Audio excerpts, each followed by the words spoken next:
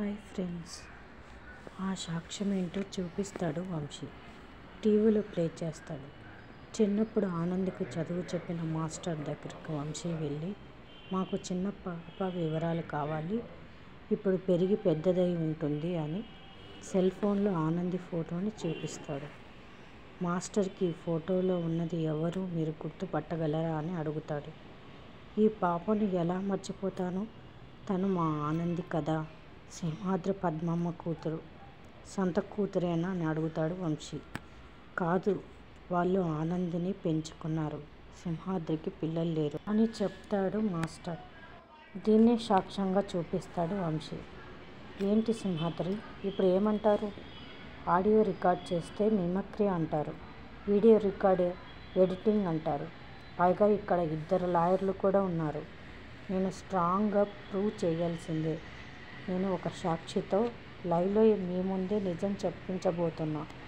Constables, ఆ VIP విట్నెస్ని ప్రవేశపెట్టండి అని చెప్తాడు వంశీ. ఆ సాక్షి ఎవరో కాదు, గంగవ్వ. గంగవ్వతో కూడా నిజం చెప్పిస్తాడు వంశీ.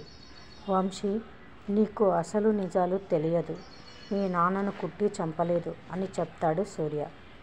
వంశీ ఒక నవ్వు నవ్వి, ఏంటన్నయ్యా ఇది, నువ్వు ఇలాంటి షాక్ స్టేట్మెంట్ పాస్ చేస్తే ఎలా? ఇప్పుడు ఆనంది కుట్టి ఒకరు కాదు అన్నారు, ఒక్కరే అని ప్రూవ్ చేశాను.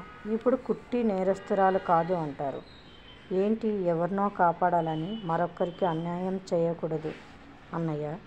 అలా చేసే ఎదుటి వాళ్ళకి మన మీద ఉన్న గౌరవం, నమ్మకం అన్నీ పోతాయి.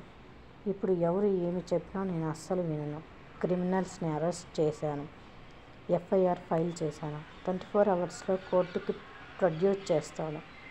ఏదైనా ఉంటే రేపు కోర్టులోనే తేల్చుకుందాము. ఇంకా మీరు బయలుదేరొచ్చు అని వంశీ అంటాడు. అందరూ ఇంటికి వెళ్ళిపోతారు.